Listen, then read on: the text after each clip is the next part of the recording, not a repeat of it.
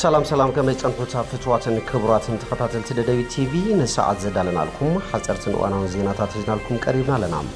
كتكتاتلنا ادمنا ايو بكاندي ارسنه نطلتاتهم كنفلم تግራይ ብዙሕ ሃፍትን ዓቕምን ሒዛ ብዘለዋ ሃፍተ ገነት ማሕበረ ቁጠባዊ ጸገማ ክትፈትሕ ዘይምኽኣላ ውጽኢት ገለን ውልቀ ረብሖኦም ዝሓስቡ ውልቀ ሰባት ዝሕደርዎ ኣሉታዊ ጽልዋይ ክብሉ ፕሬዝዳንት መንግስቲ ትግራይ ዶክተር ደብረጽዮን ገብረሚካኤል ገሊጾም ንስርዓት ኢትዮጵያ ዘይምቅላስ ጄኖሳይድ ክቕጽል ምፍቃድ ብምዃኑ ንጄኖሳይደር ስርዓት ብልጽግና ምድጋፍ ገበን ክኸውን ከም ዝግባእ ውድብ ባይቶና ገሊጾም ዩኒቨርሲቲ መቐለ ብዝተፈላለዩ መርሃ ግብርታት ከምሁሮም ጸንሐ 2931 ተማሃሮ ኣመሪቖም ቢሮ ጥዕና ትግራይ ዝርግሐ HIV ኤድስ ንምንካይ ሓድሽ ፕሮጀክት ሜላ መመርመሪ ዕላው ገይሮም ስንብት ኬፕ ቨርዴ ዋንጫ ዓለም ፈጺሙ ዘይርስዖ ፍሉይ ታሪኽ ኮይኑ ሓሊፉ ናብ ዝርዝሩ ሰጊርና ኣለና ምስ ዕለታዊ ዜናታት ቢንያም ሓድሽ ሰናይ ምክትታል ትግራይ ብዙሕ ሃፍትን ዓቕምን ሒዛ ብዘለዋ ሃፍተ ገነት ማሕበረ ቁጠባዊ ጸገማ ክትፈትሕ ዘይምኽኣላ ውጽኢት ገለን ውልቀ ረብሖኦም ዝሓስቡ ውልቀ ሰባት ዝሕደርዎ ኣሉታዊ ጽልዋይ ክብሉ ፕሬዝዳንት መንግስቲ ትግራይ ዶክተር ደብረጽዮን ገብረሚካኤል ገሊጾም ዶክተር ደብረጽዮን ነዝበሉ ቢሮ ማዕድን ትግራይ ምስ ኢንስቲትዩት ምርምር መጽናዕትን ፖሊስን ትግራይ ብምትሕባር ናይ 25 ዓመት ስትራቴጂክ ሮድ ማፕ ማዕድን ትግራይ ዕላዊ ኣብ ዝገበርሉ መድረኽ ተረኺቦም እዮም ዶክተር ደብረጽዮን ገብረሚካኤል ኣብ ዘሕለፍዎ መልእኽቲ ሃብቲ ትግራይ ኣብ ረብሓ ክውዕልን ብኣግባቡ ክለምዕን ዝተጀመሩ ጻዕርታት እኳ እንተነበሩ ብሰንኪ ኩናት ማህሰይቲ ከም ዝበጽሖን ድሕርቲ ኩናት ድማ ዝተወሰኑ ክራይ ኣከብቲ ውልቀ ሰባት ኣብ ልዕሊ ማዕድን ብርሰት ብምስዓብ ሃብቲ ህዝብን መንግስትን ኣብ ዘይመዓልኡ ክውዕል ከም ዝኽኣለ ኣብሪሆም ትግራይ ብዙሕ ሃፍትን ዓቕምን ሒዛ ብዘለዋ ሃፍተ ገነት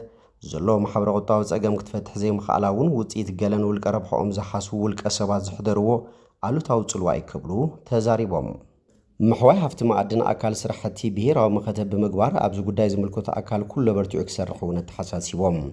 حلافيت بيرو معدن تقرأي ويزورو برخت جورة متن بوجنن أم حدر هفتي معدننا نصور بوليسي بزي مهلاو هفت تقرأي زخونو كبارات معدنات بزي تدلي من جدي النبا خنون عدد عزي حقاوان نقادون دلالون ناخون كم زركون حبيران زيت أجمن مقلال نما قد تمرامرتن حجزت أكلاتن كم زيت قلب أردين ኣብቲ መድረኽ ናይ 25 ዓመታት ፍኖተ ካርታን መጽናዕትን ማለት እውን ስትራቴጂክ ሮድ ማፕ ዕላው ዝተገበረ እንትኸውን ምስ መዳርግቲ ኣካላት ተሓባቢርካ እቲ ዘሎ ጸገምን ምቅላልን ኣንፈታት ንምቕማጥን ዝሕግዙ ሓሳባት ተላዒሎም ተዘቲሎም እዮም ንስርዓት ኢትዮጵያ ዘይምቅላስ ጄኖሳይድ ክቕጽል ምፍቃድ ብምዃኑ ንጄኖሳይደር ስርዓት ብልጽግና ምድጋፍ ገበን ክኸውን ከም ዝግባእ ውድብ ባይቶና ኣፍሊጦም ውድብ ብሔራዊ ባይቶ ዓባይ ትግራይ ባይቶና ኣብ እዋናዊ ኩነታት ትግራይ ኣድሂቡ ንመራኸብቲ ሓፋሽ መግለጺ ሂቡ እዩ ምክትል ኣቦ ወንበር ውድብ ብሔራዊ ባይቶ ዓባይ ትግራይ ኣይተ በረኸት ሃይለ ሚካኤል ኣንጻር ብልጽግና ዝኾነ ምንቅስቓስ ኩሉ ንድግፍ ዝበሉ ኮይኖም ስርዓት ኢትዮጵያ ዘይምቅላስ ጄኖሳይድ ክቕጽል ምፍቃድ ብምዃኑ ንጄኖሳይደር ስርዓት ብልጽግና ምድጋፍ ገበን ክኸውን ከም ዝግባኦም ተዛሪቦም ኣብ ከቢድ ናይ ህልውና ሓደጋ እንትወዲእካ እትኽልከሎም ዲሞክራሲያዊ መሰላት ኣለዉ ዝበሉ ኣይተ በረኸት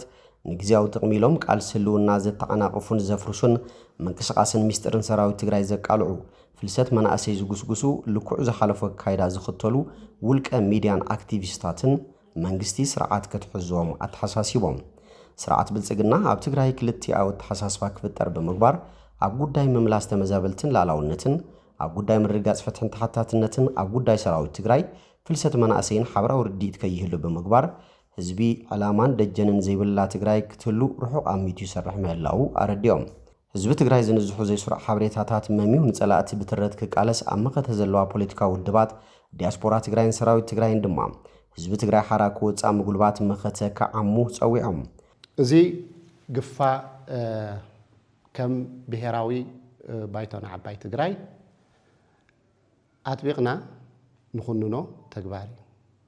ግፋ ክህሉ የብሉ ህዝቢ ትግራይ ኣብ ታሪኹ ተሪናዮ ካብ ቀደም ካብ ጥንቲ ጀሚርና ተሪናዮ ኣብ ቃልሲ ማን መገዲድዎ ዘይኮነ ባዕሉ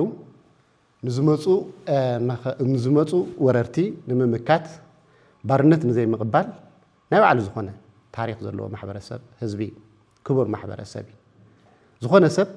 ኣገዲዱ ገፊፉ ከጋድሎ ዝኽእል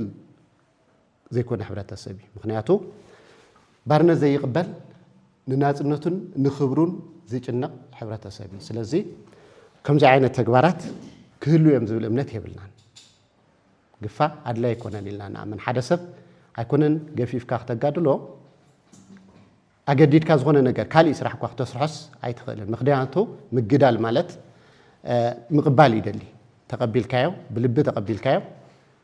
ኣብኡ ክትዋሳእ ኣለካ እምበር ተገዲድካ ኣቲኻ ናይ ሓሳብ ኣፈላላይ እናሃለወካ ኣቲኻ ዘይኣመንካ ኣቲኻ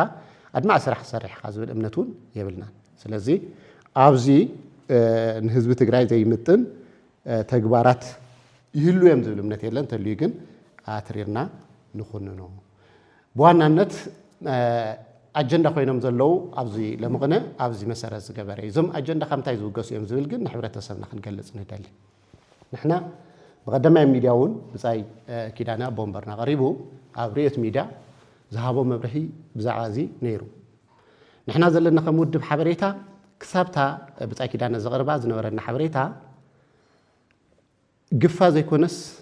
ምግዳድ ዝብል እዩ እዚ ብዙሓት ሰባት ክቕልድሉ ብዙሓት ሰባት ከይተረድኦም ሓሳብ ክብሉ ተገንዚብና ኢና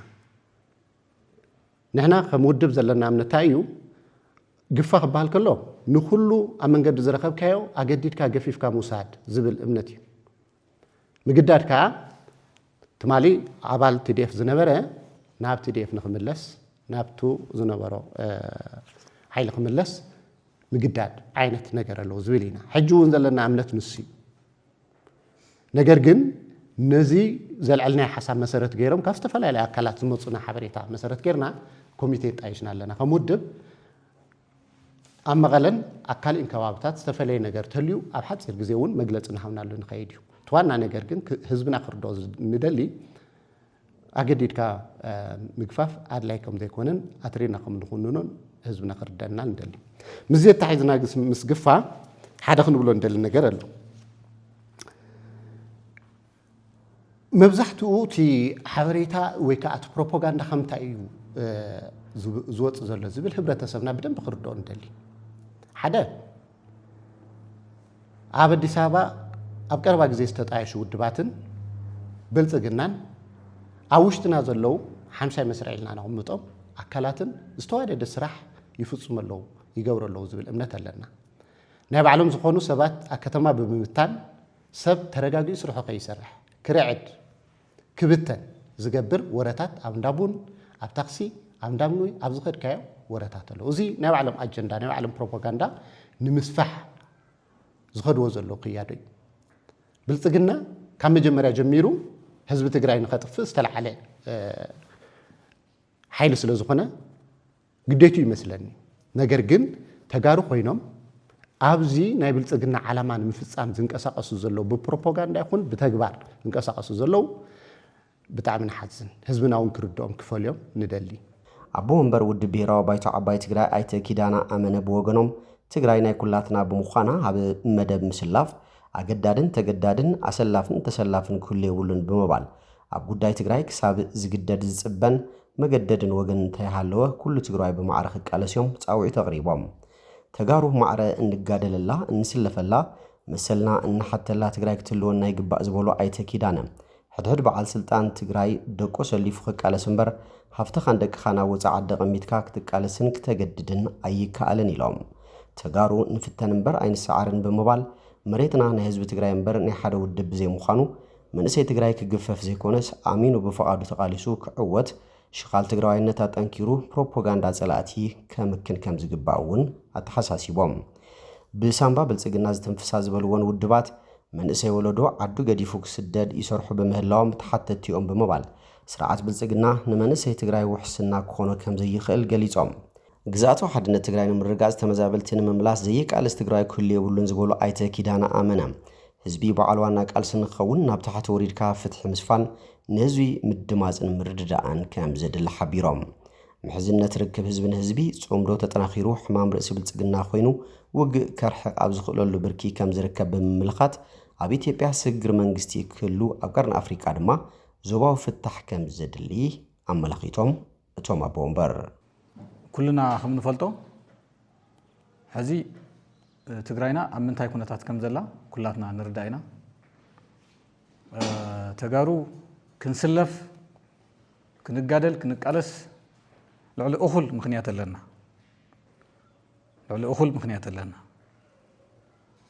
ካብቶም ቀንዲ ምኽንያታት ወይ ከዓ ንኽንጋደል ከም ከውዝ ከገልግሉና ዝኽእሉ ወይ ከዓ ምኽንያት ዝኾኑና ሓደ ጉዳይ ላዕላውነትን ምርጋጽ ህልውና ተጋሩን እዩ ንምንታይ ኢና ክንስለፍ ኣለና ንብል ዘለና ንምንታይ ኢና ሎማዓንቲ ከም ውድብ ኩሉ ትግራዋይ ቆፎኡ ከም ዝተተንከፈ ንህቢ ኣብ ህልውና ንምርግጋጽ ክስለፍ ኣለዎ ንብል ዘለና ላዕላውነትና ይተረጋገጸን ህልውናና እውን ገና ይተረጋገጸን ላዕላውነትናን ህልውናናን ነረጋግጾ ተሰሊፍና ሓደ ኣካል ሓደ ኣምሳል ኮይና ክንቃለስ ከለና እዩ ካልኣይ ብልጽግና ሕቶ ተጋሩ ንምምላስ ድልዎ ኣይኮነን ሕገ መንግስቲ ክኽብር ውዕል ክኽብር ድልዎ ኣይኮነን ስለዚ ሕቶና ዘይምልስ ኣብ 4 ኪሎ ዝዓረደ ስርዓት እንተልዩ ሕቶና ንክምልስ ኣገዳዲ ኩነታት ወይ ከዓ ንስምዐሉ ኩነታት ክንፈጥር ኣለና ማለት እዩ ካሊእ ዝተፈናቐለ ህዝብን ዝተወረረ መሬትን ኣለና ህዝብና ክምለስ ኣሎ መሬትና እውን ናብ ሰዋናኡ ክምለስ ኣሎ ስለዚ እኹል ከውዝ ኣለና ምኽንያት ኣለና ንኽንስለፍ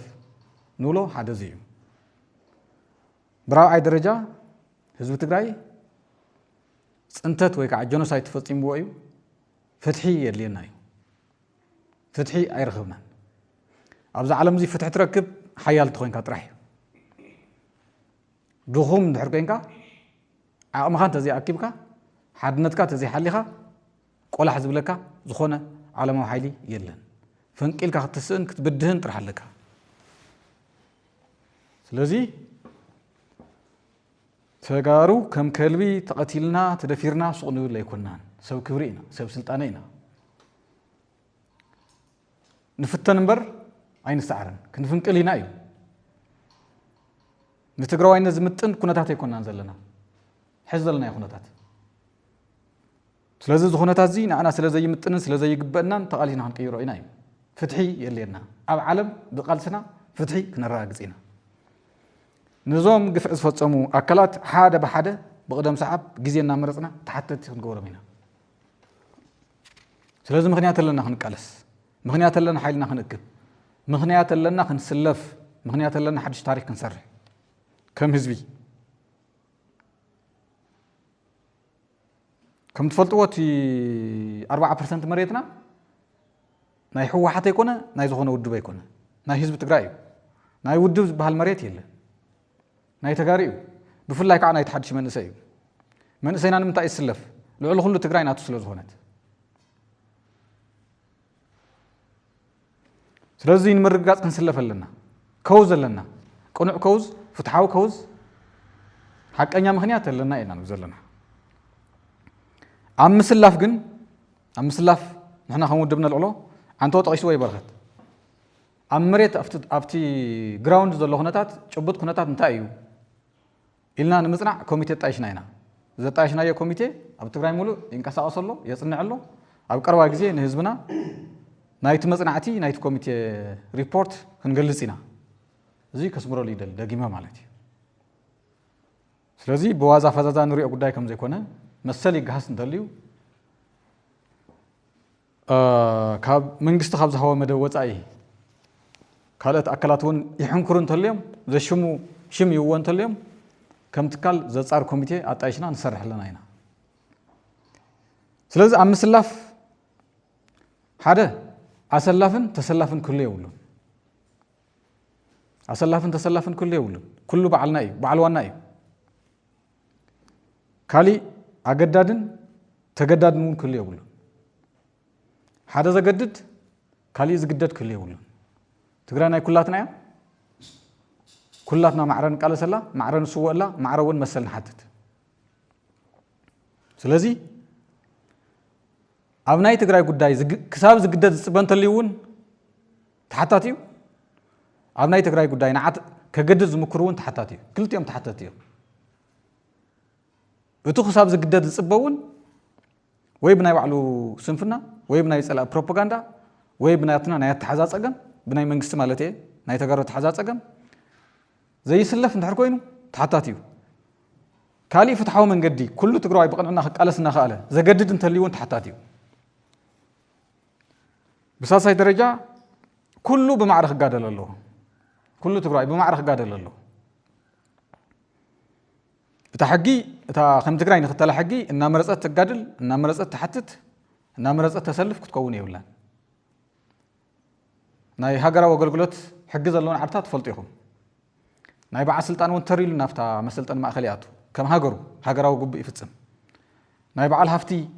هفتن دقنون نافتا هاجرة وقلقلت زوها ولا تريلهم كم كل زيجا يوردو كاوجروت نختاروا يختزوا تخليهم بوزحات عدتات أو كله ناي علمنا خرنا كم مقبار استلم داي تقرأين مين يكونت كم تقبر زلا زمزق ويزلو ناي حمشة مسرع ناي سعدون سلمتن باندات أويات أو تقرأين نور خم تقبره انصرار زغوروا زلو تقرأي قصص تخون تسعرت تخون بلصقنا مسيو هو بريه ولا يقادر لا كاون حنا تن ترف مرف كن ارارينا دحرينا مصانا اي زي غلالات زبحال زي اتمي ناي غلالات صرح الصرح مالتي سلازي كل ما عرف قادر لو انت مالتي تعظمنا اي ነገር ስለዘለዩ بفلاي سهافتن انفستراتن كاب عدم حديقهم يوصو دقمون ናብ رحق يوسدوهم تم قندو خغادل زلو مساتم يم مخنياتو حفتلو تخالي منم زي ولدا خغادللو نسون كقالسلو خسلفلو لعلو كله ግን زيام يكسلفو زلو نبرس زلوم زياتم يم من تسول لدا حفت خطري ወይ ከዓ حفت خحلولو ትግራይ ናይ ኩላትና ክትኮን ኣለዋ ማዕረኻ ክንቃለሰላ ኣለና ትግራይ ካልኦት ሰበስልጣናት እዮም ኣብ ሚሊተሪ ሃሊ ኣብ ፖለቲካ ፓርቲ ሃሊ ኩሉ ባዕሉን ክጋደል ኣሎ ደቁን ክጋደል ኣሎ ታሕጊ ማዕረኽ ሰርሕ ኣለዋ ንብል ዘለና ትግራይ ዓዲ ፍትሕ ርትዕን ክትከውን ኣለዋ ማዕረውን ክንስለፍ ኣለና ማዕረውን ክንጋደል ኣለና ሕድሕድ በዓል ስልጣን ደቁ ናብ ትግራይ ክምፀሉ ኣብዚያ ምሳና ኣብ ደገ ሰበይትኻን ደቅኻን ኣቐሚጥካ ንኻሊእ ተገድድ ፍትሓዊ ይኮነ ኣብዚ ኩሉ ኣሎ ኩሉ ብልጽግና እንታይ ጀሚሩ ኣሎ ህዚ ሰሚዕኩም ትኾኑ ኢኹም ናይ ሕድሕድ በዓል ስልጣን ብልጽግና ደቅኹም በዓልቲ ገዛኹም ናብዚኣ ኣምፅዎም ኢሉ ኣሎ ናብዚኣ እንተዘይምፂኹሞም ከኣስረኩም እየ ኢልዎም ኣሎ ኩሎም ኣምፅኦም ኣለዉ ሕዚ ብልጽግና ኳስ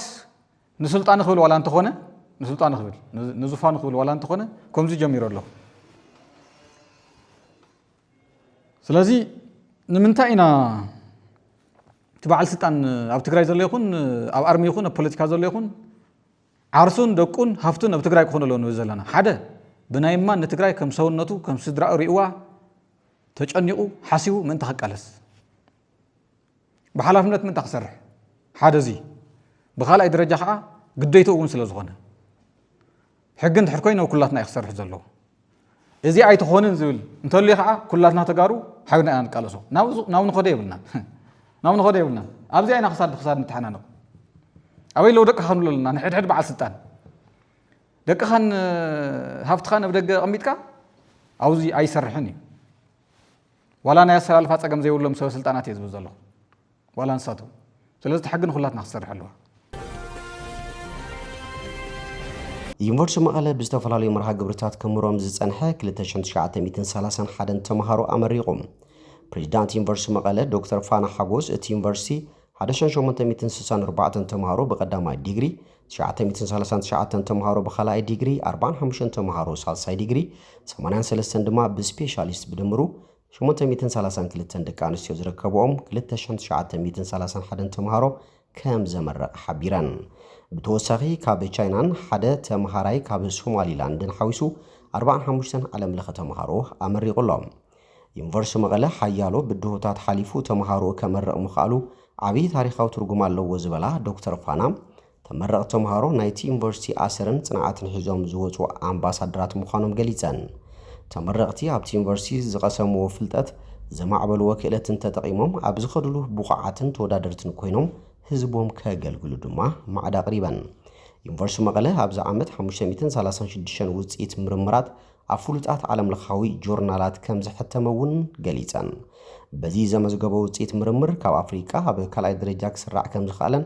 ዓለም ለኻዊ ኣፍልጦ ከም ዝረኸበን እውን ገሊጸን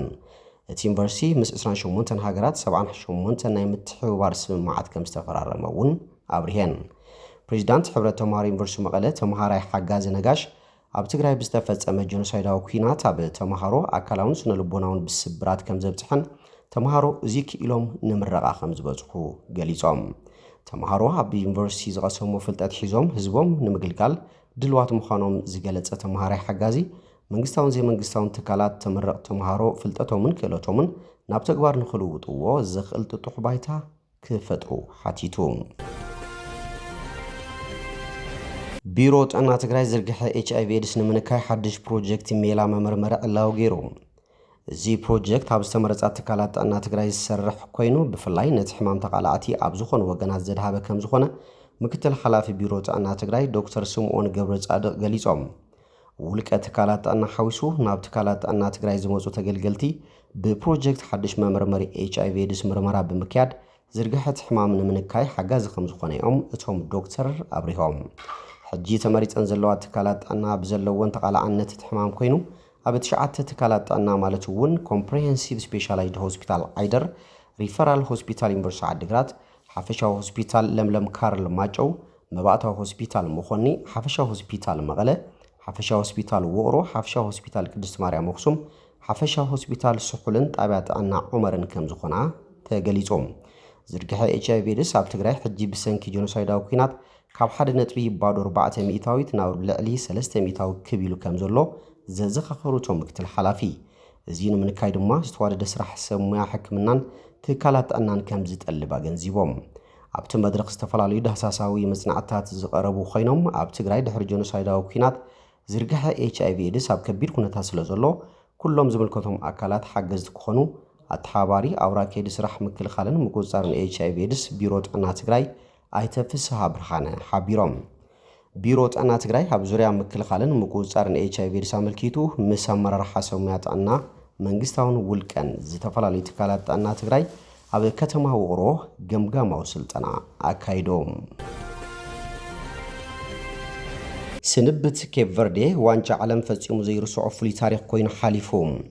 ኬፕ ቨርዴ ኣብዚ ዋንጫ ዓለም ካብ ተሳተፍቲ ሃገራት እታ ዝነኣሰት ኮይና ዓብዪ ጽልዋ ፈጢራ እያ እቶም ንፈለማ እዋኖም ናብዚ ውድድር ክሳተፉ ዝመፁ ኣባላት ሃገራዊት ጋንታ ኬፕ ቨርዴ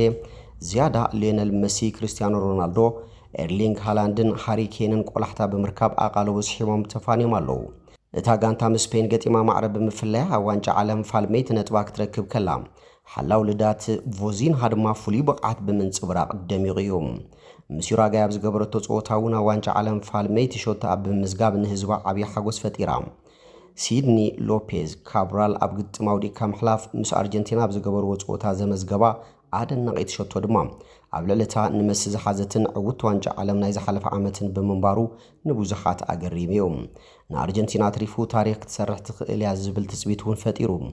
ኬፕ ቨርዴ ኣብ ዋንጫ ዓለም ዘካየደቶ ጉዕዞ ኩሉ ዘጠቓለለን ነቲ ሃገር ኣብ ስፖርታዊ ታሪኻ ዓብዪ ስጉምትን ተባሂሉሎም ኣብ ሚያሚ ኣሜሪካ ዝተዋሃበ ተወሳኺ ግዜ ምብኩዑ ዝሕብር ፊስካ ክንፋሕ ከሎ እቶም ብሰማያዊ ሻርክታት ብሉ ሻርክስ ተባሂሎም ዝፍለጡ ተፃወቲ ኬፕ ቨርዴ ክሳብ ተወሳኺ ግዜ በፅሖም ብኣርጀንቲና 3-2 ብምስዓሮም ልቦም ተሰይሩ ናብ ሜዳ እኳ እንተተደፍኡ ልቢ ብዙሓት ተፍቀርቲ ስፖርት ስሒቦም እዮም ናብ ዓዶም ክምለሱ ኣባል ሃገራዊት ጋንታ ስኮትላንድ ዝነበረ ጄምስ ማክፋደን ንቢቢሲ ሬድዮ 5 ላይቭ ኣብ ዝሃቦ ርእይቶ ኬፕ ቨርዴ ተሳዒራ እያ ግን ድማ ተዓዊታ እያ ኢሉ ትብዓት ሓድነት ምትእሳርን ኣብ መንነቶም ክገብርዎ ኣብ ዝኽእሉ ነገራትን ዘለዎም ዘይንቕነቕ እምነት ኣርእዮም እዮም ኣብዚ ናይ ሎም ዓመት ውድድር ቀንዲ ታሪክ ዝሰርሐት ኬፕ ቨርዴ ኣብ ሓንቲ ጋንታ ኩዕሶ እግሪ ክትሪኦ ትደሊ ነገር እውን እዚ እዩ ክብል ተዛሪቡ እታ ጋንታ ኣብ ዓለም መበልሳን 7 ደረጃ ሒዚኣ ናብ ዝውድድር መጽያ እንተኾነ ኣብ መኽፈት ጾታ ምስ ሻምፒዮና ኣውሮፓ ስፔን ባዶ ተፈላለያ ንሰለስቲኡ ናይ ምድብ ጾታ ማዕረብ ብምውጻእ ስዕረት ከመዝገበት ናብ ዝቕጽል ዙር ሓሊፋ እዚ ድማ ትጽቢት ዘይተገበረሉ ጉዕዞ ክትስንድ ኣብቂዕዋ ምስ ኣርጀንቲና ኣብ ዝገበርዎ ግጥም መሲ ኣብ ቀዳማይ እብረ ብዘመዝገባ ሸቶ ተመሪሖም ነይሮም እንተኾነ ተጻዋቲ ኬፕ ቨርዴ መማዕራረይ ሸቶ ብምዝጋብ ነቲ ጾታ ናብ ተወሳኺ ግዜ ክድፋእ ቀሲቦሞም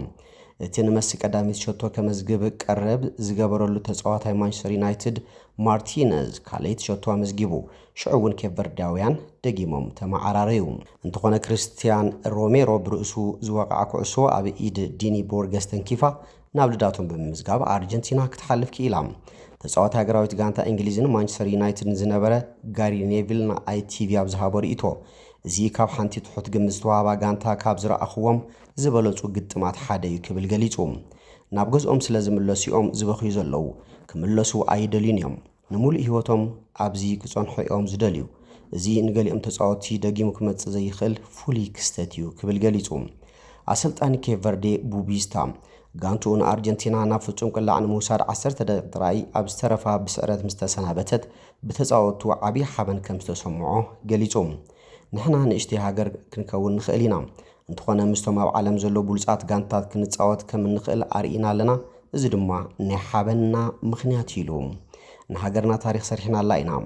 ንሃገሮም ብምውካሎም እውን ክኾርዑ ይግባእ ምስ ሻምፒዮና ዓለም ብኸምዚ ዝበለ ኣገባብ ተጻዊትና 200 ማዕረ ክንወጽእ ምኽኣልና